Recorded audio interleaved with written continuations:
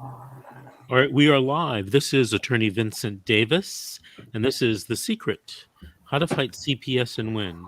I'm joined tonight by three very special guests. We have Miss Cassandra. How are you, Cassandra? I'm good. We have Miss G, otherwise known as Georgette Truen. How are you, Georgette, or Miss G? I'm doing good, Mr. Davis. Good. And Laura Watkins. Laura, how are you this evening? I'm good. How are you? Good. So, Laura, where are you residing? I'm What county and state? Placer County, California. Placer County. Oh, way up north. Yeah.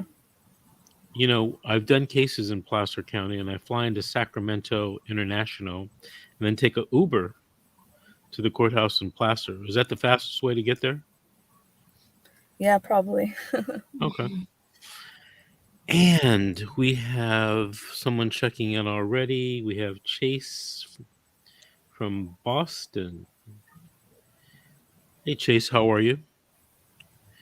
All right. So, Laura, the first part of our show is going to be devoted to your story. Okay. Okay. So I assume you're here because you've had some type of CPS, I guess, mishap or corruption or whatever, or case, whatever you want to call it. Why don't you Mhm. tell us what's happened to you in Placer? By the way, Well, I will say this. In my own humble opinion, that county is not known for being friendly to parents. hmm Not that any county is, but that's a special place, Placer, for CPS cases. hmm So, what happened in your case? well, in 2019, I had my son, and from the hospital, they told me basically that they didn't know if I could be a safe parent, and that I had to give them my kid basically, and to drug test and everything like that, because they thought it was doing drugs, but they wanted me to drug test, and then we drug tested, and as soon as he got emergency worker, as soon as he got a dirty drug test or clean drug test, whatever, he just filed a court case when he was supposed to be doing pre-placement services or whatever. And the attorneys, when we actually went to court, the attorneys were just like, just admit to everything so you can get to your services quicker, and so that's what we did, and so they ordered us services, and then I was visiting with my child and everything, and she didn't give me the case plan. The social worker, she didn't give me the case plan until like a month before the hearing was to terminate the services. And yeah, she just didn't give me the case plan, and I didn't get to go to the hearing either. And the judge, even though my attorneys um, asked for a continuance, he didn't allow it basically. And he said, okay, well, I'm terminating their services. It could set a 366.26 hearing, and then that's that, and um, at the same time as the 366.26 hearing was coming around for him, I had my daughter, Ileana, and they told me at the hospital that because I had an open CPS case, that they were taking her and everything, and I would have to go to court in a couple days. We try to get her released to her father, which they wouldn't even let him take a drug test or anything like that to prove that he was clean and stuff like that. But they ultimately ended up alleging things about me and not the father, but terminated both of our rights. And the same thing happened with, my next kid. He was born in 2021, and everything was perfectly, fine. Like there shouldn't have been any, reason for them to come and take our child. But the social worker called CPS and made a report anyways. And when he came in, he basically, because I told him, I said, look, I've been doing the services that you wanted for my other kids previously. I've been doing them on my own and everything, and I can prove those things to you and everything. And he basically said, okay, well, I can promise you guys that the baby will go with his father in the home, and then as long as the mother isn't living in the home, and then um, you can drug test and go do services or whatever, and then the father will have him, just he has to go into foster placement for 1 day or something like that, so we can get the drug test going for the father, and then have him, look at the house and everything, the emergency response worker. And he came into and looked at the house, and he, said everything was fine. And the father of my children, he went and drug tested, and it was clean, and the judge and everything just decided to, you know, just I don't know. He just didn't. They decided that he was in the custody of both of us at the time of removal, even though we never had custody of him. Actually, we were just he just took them from the hospital. I've never actually had any of my children in my custody. Um, and just recently, today, actually, I was released from the hospital because I had, my youngest baby. He's was born a few days ago, and they don't even have a drug test. They never drug tested me or my son or anything like that. And they said, they called the social worker, and the social worker came in and said, she was wanting to set up services with us and everything. And I told her, you guys can show me a warrant, and everything. And she was like, okay, well then we'll go get a warrant. And then they discharged me today. And as far as I knew, the baby was ready to be discharged and everything. But so we were gonna leave, with the baby anyways, But they had an alarm on his ankle, and they came in and they said, okay, well, we have the police here and everything. You guys can't leave without him, and everything like that. And they did have the police there and everything. So, um, yeah, just at this point now, I'm not even sure what to do or what's going on, because I mean, in my last children's cases, they've alleged the main reason why they were taking my kids away from me was because of the abuse of the siblings, but they weren't even born at the same time, of the CPS cases happening. Mhm. And I mean, I'm not sure. I don't think, I'm not sure if that's a reason that they could just take my child now from the hospital, especially if they don't have a drug test or anything. But yeah, that's what they were claiming. Well, have you gone to court for this latest child? No, it's on Thursday. Is that the first time? Yeah, And is it the same father as the any of the other children? yeah. He's the same father for all of them. Okay. Well, it's did you have a private attorney at any of those cases before? No, I had court appointed attorneys. I'm going to assume that everything you told me is correct, and I don't see how this has happened to you.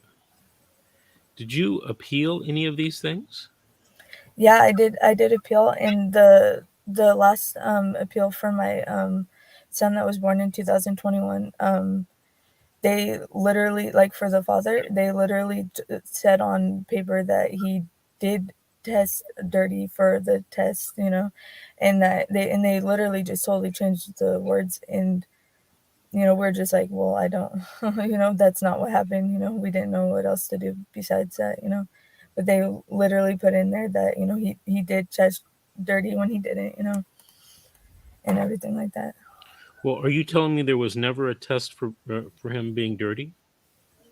No, not for our last. No, there hasn't. There was a test at the beginning of April 2019, or at the end of April 2019, and that's the only test he's ever given to them that was dirty. And then the when he tested more recently, it was negative. Do you have a plan or a strategy for Thursday, your first court hearing? Not yet. I'm still trying to look into everything. Hopefully, I have an attorney. Well, today is what, Tuesday? Mm-hmm. You have one day to figure this out, tomorrow. Mm-hmm. So I suggest that you speak to someone. It's going to be a little late this evening, but speak to someone first thing in the morning and Mm-hmm. figure out what's going on. Mm-hmm. Okay? Okay. All right. Because as I explained to you earlier, Laura, that the first hearing is very important. Very Mm-hmm. important. Okay. Okay. What they're going to try to do is bypass you, meaning not give you any family reunification services because you have lost other Unknown children. caller. Sorry.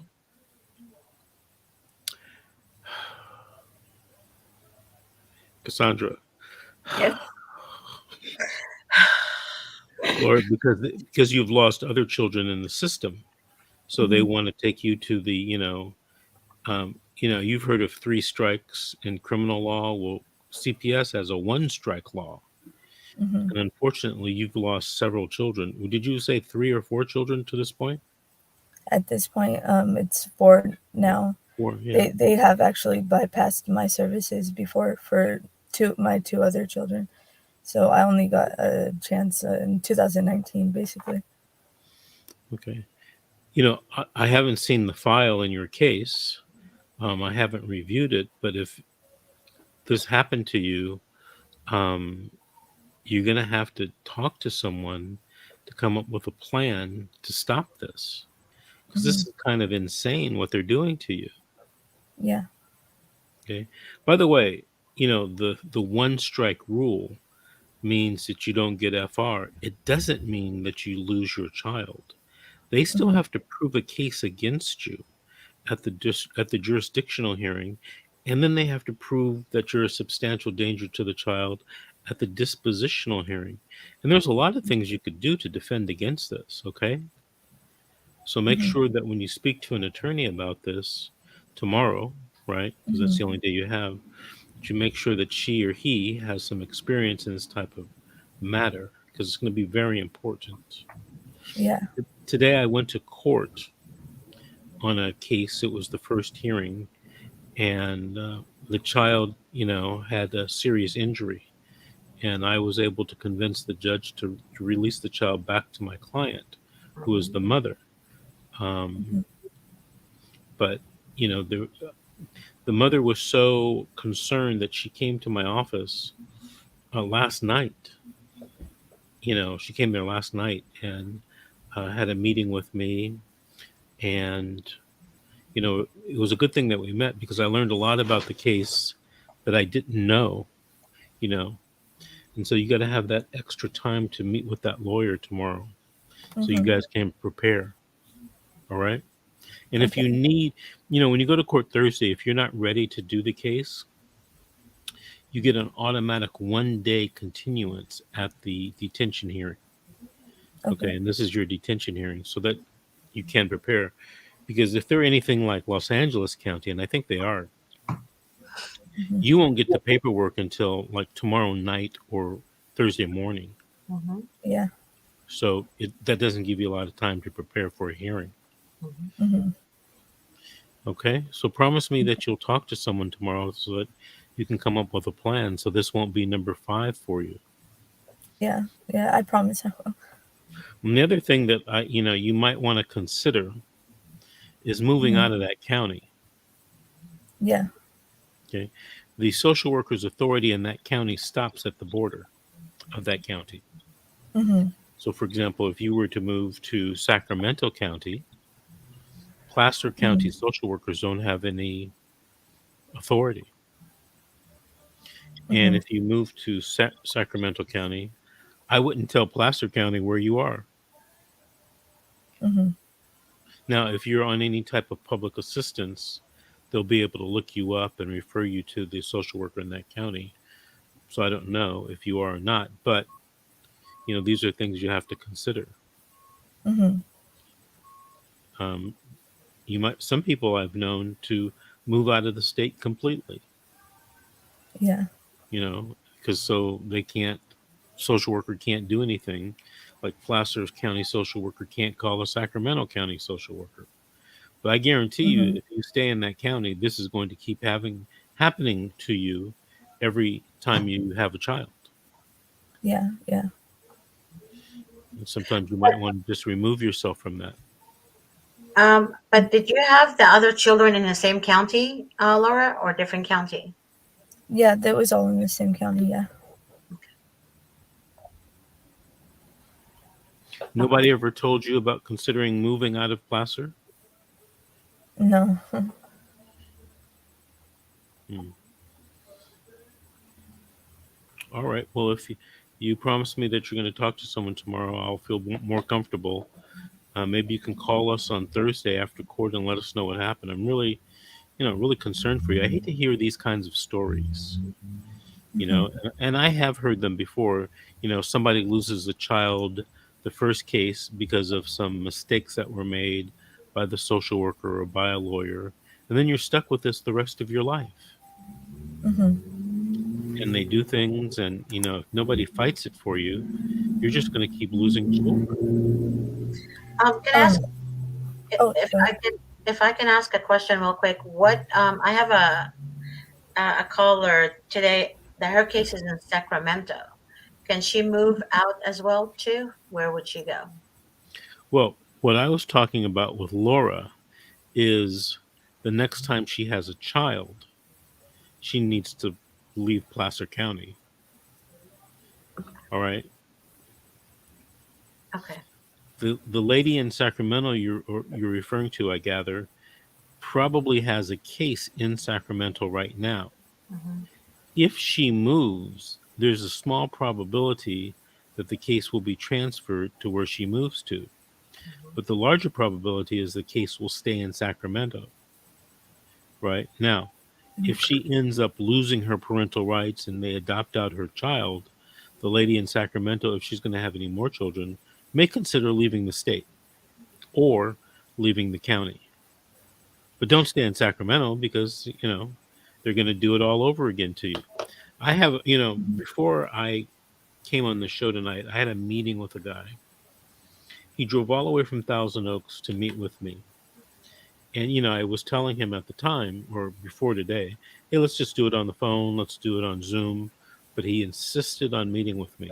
And it was a good thing that we did. I mean, he had a lot of documents that he wanted me to look at, and everything. And he actually met with me because he wants to sue the social workers. And he now lives in Ventura County because he left the county where he was living because of the way he felt they were treating and harassing him.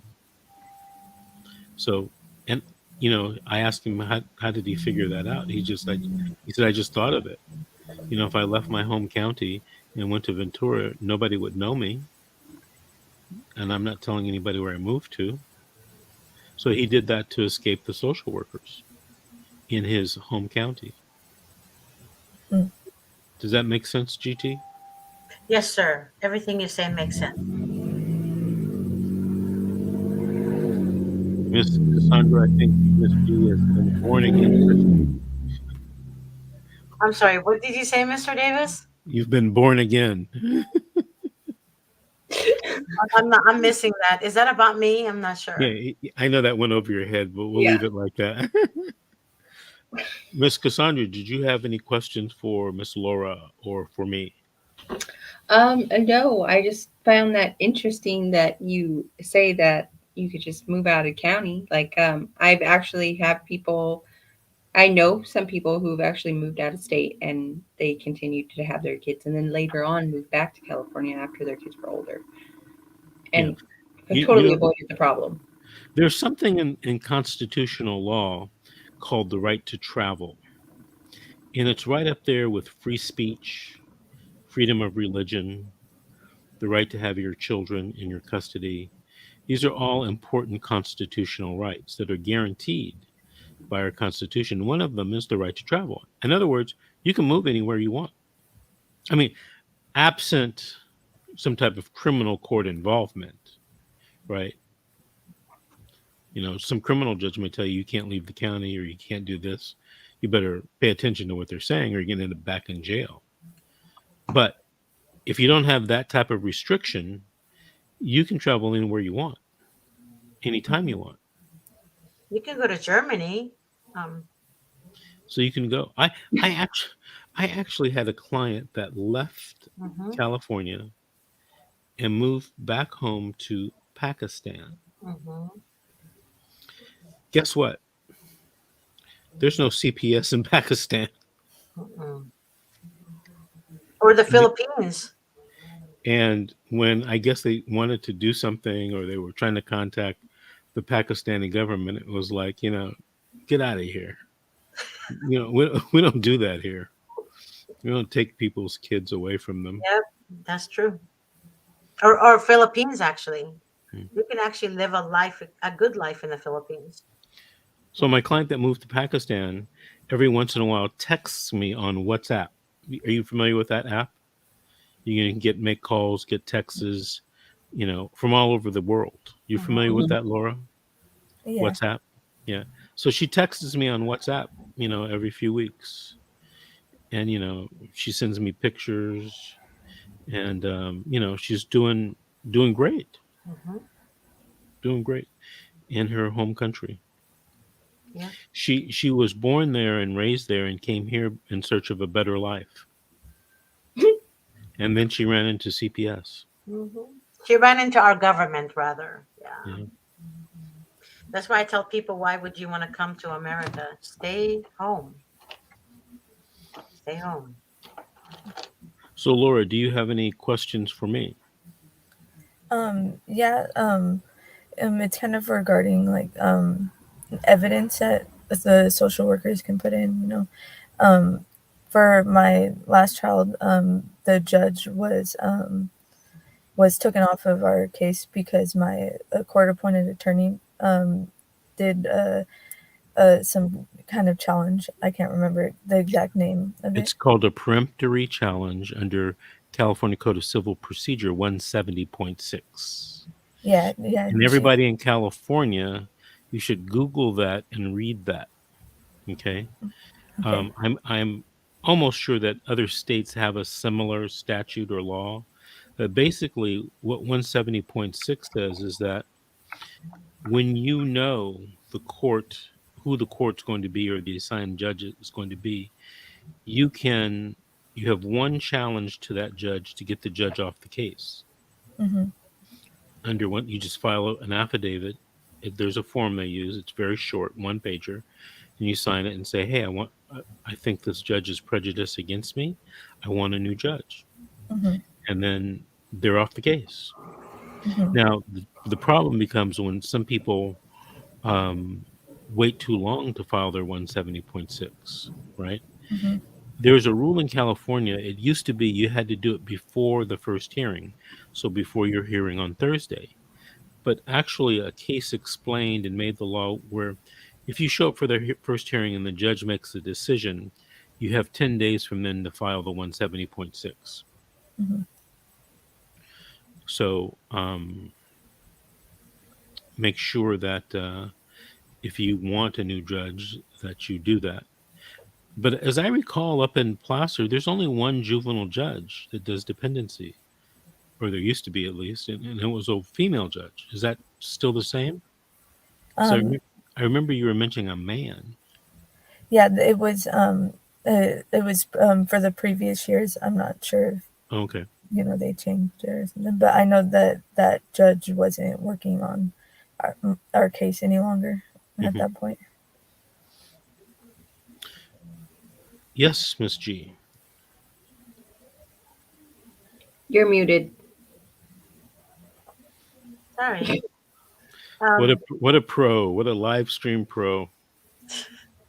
so the attorney has a one-time opportunity to disqualify a judge who is prejudiced against the other party, Yeah, or and does he have you multiple don't have to prove prejudice. times? You don't even have to prove. You can just say, "Hey, I don't like that judge," and it's either the attorney or the parent, right? But for example, if Laura wanted to file that Thursday, and I'm not telling you to file one, Laura, that's a Mhm. very strategic thing. But if you wanted to file one, you just sign the paper, turn it in, and you get sent to another courtroom. Which is interesting, and people should think about this, especially in California. If you and the father are on the same side, Mhm. you effectively have two peremptory challenges because you can file one to get rid of a judge, and then if you end up at another judge that's worse than that, you feel you can file the husband or the father can file a peremptory and you get a whole new judge, so you have two bites at the apple. Mhm. Now there are situations where someone can file what's called a 170.1, which is a motion for actual prejudice. And I was talking to an attorney about that today. He called me up and he wanted my advice on something that happened. And he, between him and a judge, and he wanted to file a 170.1, which is an actual motion to disqualify a judge because of actual prejudice. Now, here's the trick with this that everyone in California, perhaps in your state, should watch out for and talk to your attorney. When you file a 170.1, the actual judge you filed it against cannot decide that motion. That just makes sense, right?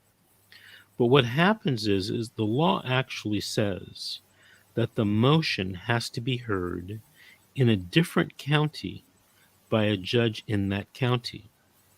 Okay? Mhm. Now, to get a case in another county in front of another judge is quite an administrative task for the courts.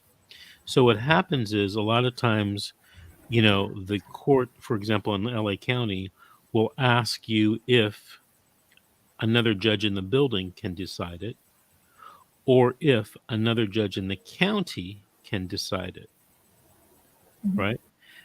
And just as a matter of rule, whenever I've been in, and it hasn't been a lot of situations, I always tell people the law says a judge in another county, so that's what you should do. Mhm. Judge in another county. Don't agree to the judge in the same county, but not in the building, or a judge in the building, right? Because Mhm. the whole purpose of that is to get a very clean, very objective look at the motion, right? To disqualify a judge. And sometimes, politics being what they are, friendships or knowing, if you're in that county, the judge may know of each other, right? Mhm. And I'm not saying the judge will not do the right thing, but it's in the subconscious mind. We are all human beings. How objective can you be if you know someone? Mhm. I don't know, right? But it's in your mind, and how do you erase that? It's like ringing a bell and say, "Oh, don't pay attention to that." Mhm. Well, you already heard it. You can't unring a bell. Sometimes we pretend that we can do that kind of thing, but human beings are human beings. Mhm. So, when I was advising this attorney, I said, "Look, you can file the 170.1." I said, "But you're going to have to go to another county to have it heard, right? I don't Mhm. advise you to have it heard in the same county, and definitely not in the same courthouse." Mhm. All right, Laura. Let's go circle back to Laura. How are you going to find a lawyer to speak to tomorrow? I was honestly, I was gonna try to call your office, Oh, and Okay. I Well, spoke definitely. with I spoke with Laura today. She's gonna talk to her dad.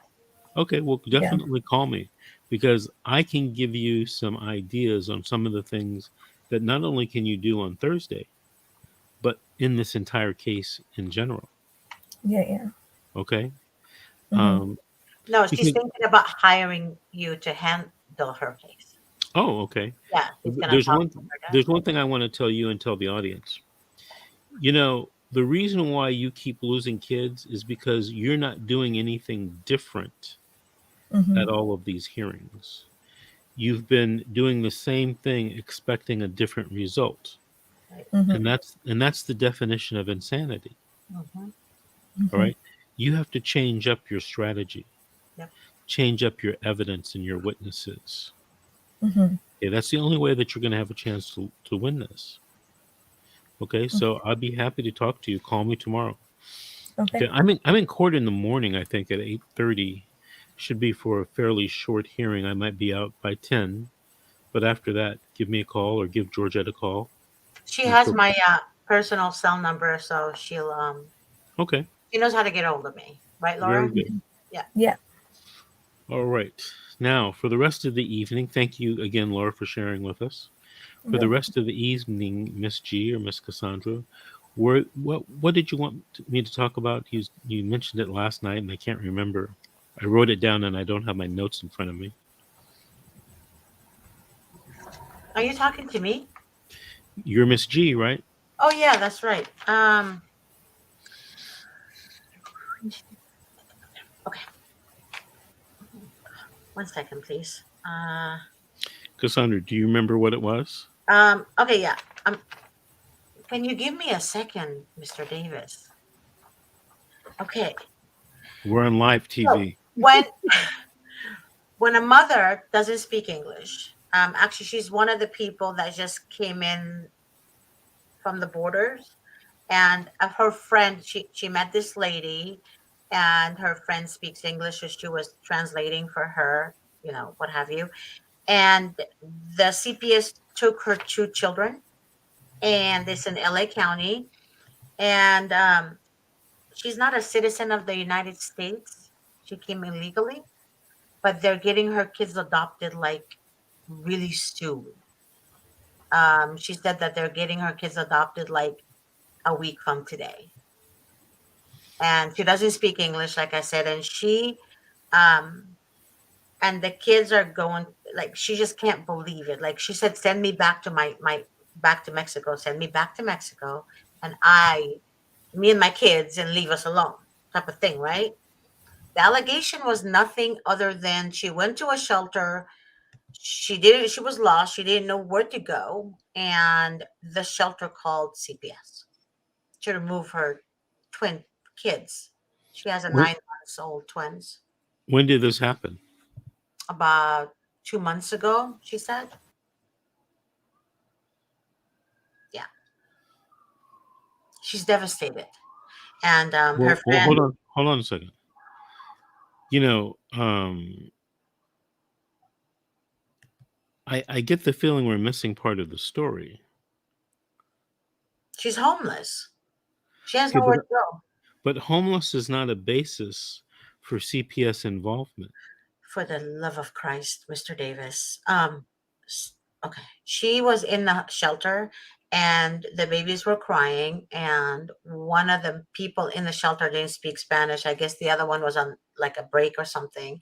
And then she kept asking her to help her and her baby because she's trying to get the microwave or something to warm up milk for the baby, for the kids.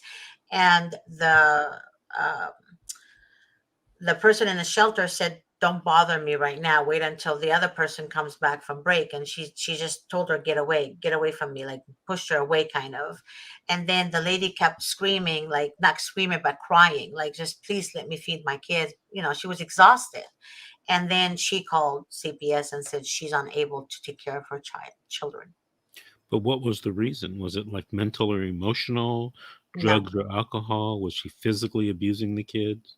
no, the kids are healthy. The lady told me the kids are like really plump and healthy kids. The mother just didn't sleep very good, and she just asked her if she can warm the milk. She kept showing her the bottle, and then the lady's like, "Don't bother me." The lady at the shelter. Yeah, Okay, so I will bet $1 you're missing part of this story. I bet $1 that I can prove to you that CPS doesn't need a reason; they make their own reason. Actually, no, I'll bet you my whole paycheck. How's that? How's that? Forget the dollar, the whole paycheck. Mr. Cassandra, David. Cassandra, you see what I have to put up with, Cassandra? Oh God. I just Okay, love my so boss. you told me a story. You told me a story that I think is missing some parts, but that's okay. What's your question? My question is, her court appointed attorney is telling her to give up on the children and to have allow the children to be adopted, don't fight it, and then go back to Mexico and don't come back to the United States. And he said that's the only option she has. So this lady that she met, believe it or not, on the side of the church doors, she was crying to everybody to help her. She's the voice for her, and she's willing to actually donate a retainer for her to hire our office to help her. Okay, because I hope she does because that doesn't make any sense whatsoever. Mm-mm, no, she's a good lady, like really good, No, I'm wholesome mom. talking about what the facts of what they're trying to do to this lady, if true, right? I wasn't there, and this is multiple hearsay in court. Mhm. But I, I mean, it's hard for me to believe that they're trying to do that, and that some attorney told her that. Oh my God. I mean, come on. I mean that. I'm gonna pray for everyone, Mr. Davis, because you, as an attorney, you don't believe it, but it does happen because you're ethical. You have ethics. Not everyone at CPS have ethics, Mr. Davis. Well, Like wait a Jennifer, minute. The court-appointed attorney doesn't work for CPS. he works for the state. No, he works for a law firm that Okay, does court-appointed work for CPS cases. right, but that court-appointed attorney gets paid by the state, right?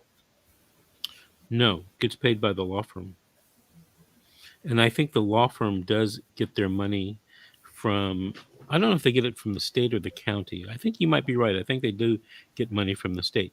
But Thank you. but remember something, the state's not involved in this case. It doesn't It's, matter. it's the county. Oh, it matters a lot. It's the county. Okay, so my thing is this. I'm sorry, you and I, we have to agree to disagree at this point. I can voice my opinion. You might not agree with it, but I do believe that the court-appointed attorneys do not help their clients, and it's not right for them to do that. It's not right.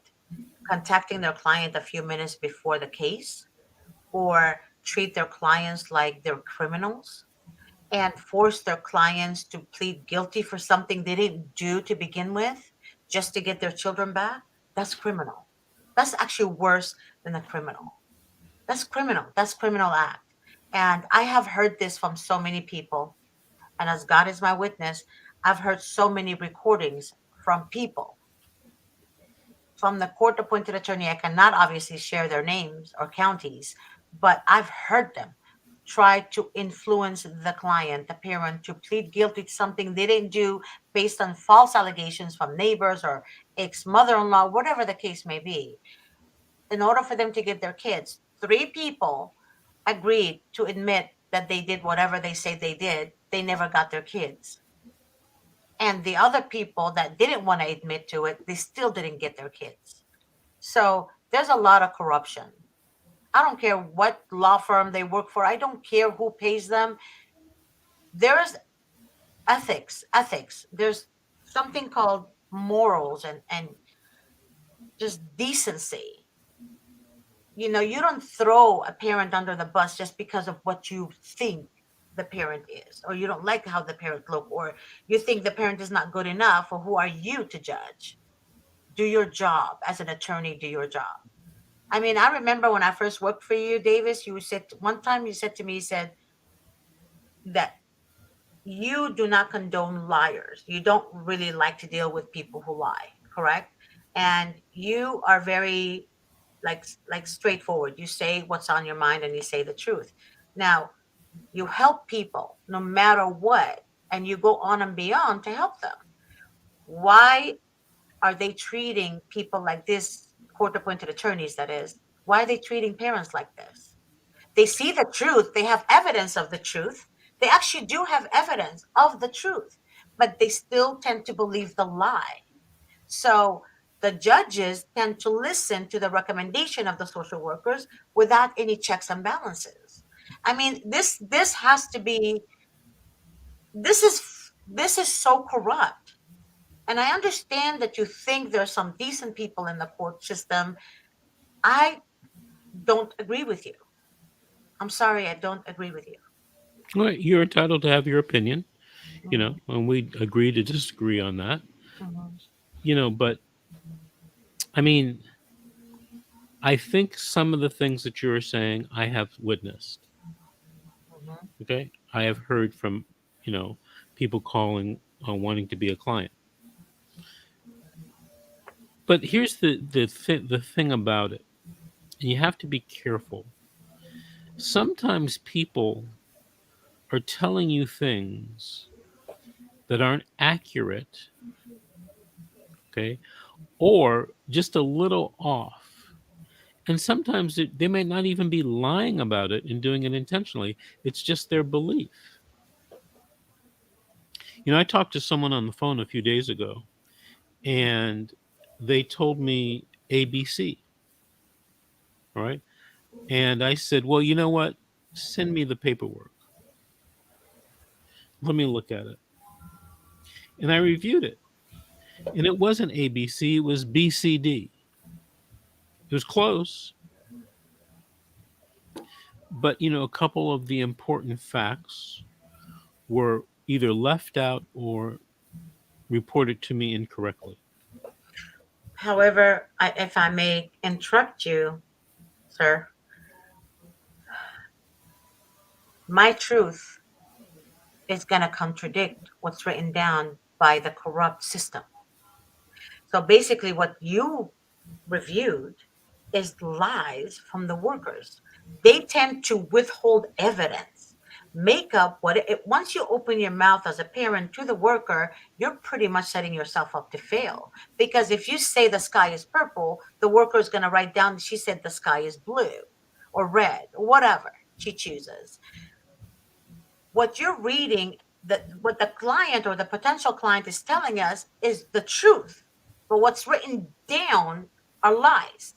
So that client or the potential client might have evidence to contradict what is written down, Hmm.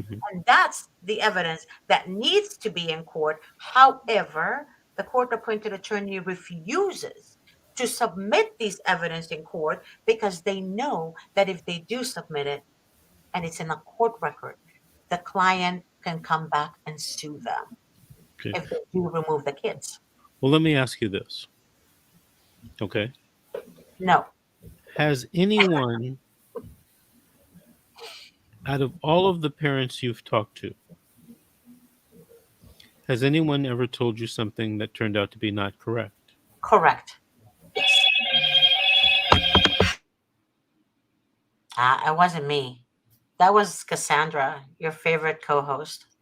And Oh boy. But let's back up. My question: has anyone ever told you something that was not correct? Yes or no? yes, sir. Okay. You know I say yes. Come on. I, I I surely know. would. I know it's a yes. Yeah, Now, Cassandra and I actually witnessed that a week ago. have anybody? Well, okay. I'm not going to comment on that. Okay. But here's the problem: people sometimes make mistakes. You know, in relating a story to you, people sometimes leave out information. That's why I like to Review. correct, I know. because sometimes someone will tell you an incredible story and you're like, I, I know CPS does some stupid things, but could they really have done that? And here's the interesting thing: is sometimes the answer is yes, sometimes the answer is no. But you got to at least do a little bit of investigation, I do. right? Okay. I mean, I do. I mean, I do. If it's too good to be true, I always ask them, "Do you have any evidence?" And then they usually send me videos. Ring cameras are very in right now, you guys. It's at Costco for less than $300. Three of them, get it.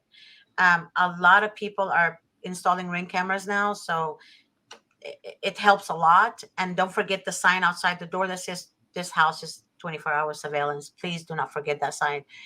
But what I'm trying to tell you, Attorney Davis, is that they do send me videos and evidence and what have you. And I think that's what DCFS does not want to do, is get caught. And a lot of the workers are liars. I actually watched a hearing today, that was on YouTube, of a CPS hearing where the worker was caught lying. And you know exactly what I mean by that, because you actually did a cross examination with a witness on the stand, and she lied to the court. And this worker was lying on that video. And one of the attorneys actually caught her lying. That was out of state. I forgot the name of the state. And nothing happened to her. So I guess me, I don't understand. If I lied to my own boss about something, right? You're not going to be happy. You're not going to give me a promotion, right? You're just never going to trust me again. So why is the court allowing that? Why is there no um how come they're not held accountable? They're taking that very lightly. And this is people's lives. Children need their parents. I don't care if the mom and the dad don't get along. I don't give a shit about their personal standards together. But children need both parents, period. There is really no buts about it. They need mom and dad, mom and dad, mom and dad. I mean, I had the privilege of growing up with both my parents, but a lot of kids, there's no need for any of that. So when they steal children, they get incentives. Those incentives is what is causing the issue with the country, with the United States, because every worker wants to make that incentive money for the county. So I believe that's the problem. Because if they're getting very small incentive, like for example, if they get $500 per child removed, believe me, they're not going to remove any children. It's not worth it. And then on top of that, they leave the children who are being abused, literally severely abused. Cassandra and I saw a video today. The town has been calling and calling CPS. Two children were locked up with handcuffs from the mom and her boyfriend, who's 22 years old. The mother is 41 years old. The people in the town kept calling CPS. They refused to help these kids. They managed to escape, and they went from home to home to get help. I was watching the video and I was in tears that they didn't want to help these kids. Why don't you want to help those kids? But yet you're taking kids because of a neighbor made false allegation, not even proven that it's real, about a parent who actually has a job.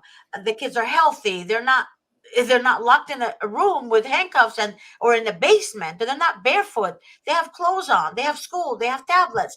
They're A students. Why go after them, and you're leaving the ones who are really being attacked by the boyfriend and their psychotic piece of crap mom, right? So Was this on the news? I think I saw yes, that. it Yeah. was on the news. Yeah. Yeah. So that's my point. Why are you not going after that to save them, but you're going after the good ones? So I was talking to, and I think I told you about her. I was talking to a lady,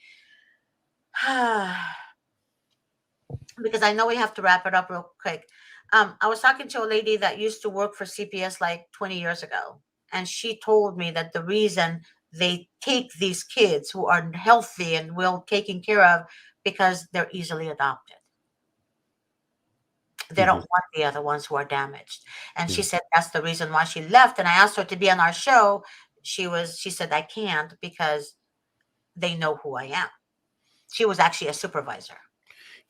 Before we go, I want to tell you this story. This happened, I think it was prior to COVID. I got invited to speak at a community meeting, community kind of town hall kind of meeting about CPS cases. And I went to the meeting and I spoke.